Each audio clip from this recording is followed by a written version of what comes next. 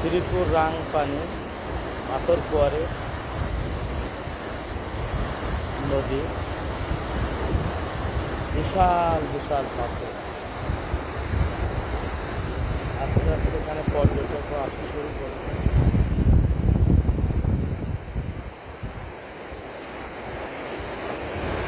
আমরা শেষ বিকেলে এখানে এসে পর্যটকদের নিরাপত্তাজনিত কারণে আমরা তাদেরকে এখান থেকে নিয়ে যাচ্ছি। তো আমি যেখানে দাঁড়িয়ে কথা বলছি তার বাম পাশে ইন্ডিয়া। এই পর্যটক ইন্ডিয়ার ভিতরে বাংলাদেশের ভিতরে ঢুকে যাচ্ছে। এই পিছনে যে মাছ মারছে ইন্ডিয়ার খাসিয়া, এরাই মাছ মারে এখানে, ওরা ইন্ডিয়ান। এবং এখানে অনেক লোক মাছ মারে।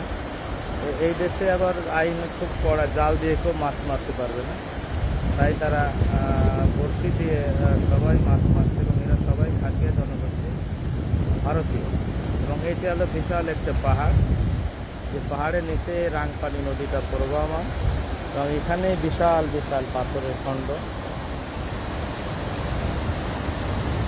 এবং পানি আসার যে শব্দটা অসাধারণ। এখানে সবসময় আসা নিরাপদ না, তারপর পর্যটক আসার পর আমরা এখানে চলে এসেছি, তাই তাদেরকে নিয়ে আমরা এখন চলে যাব। বাংলাদেশে যারা আসছিল তারা আস্তে আস্তে তাদেরকে নিয়ে যাচ্ছে। আমরা এখন এখান থেকে বিদায় নেব। আবারও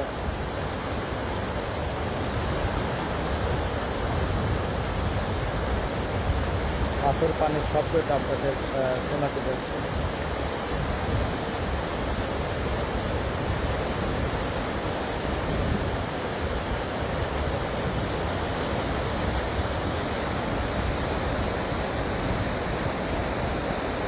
বিশাল পাথর, একাধিক পাথর খণ্ড এরকম এখানে অবস্থা।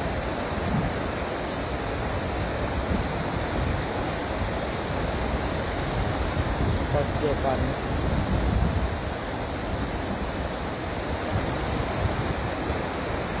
পর্যটকরা আসছে সুন্দর দৃশ্য ধারণ করার জন্য তাদের মোবাইলে।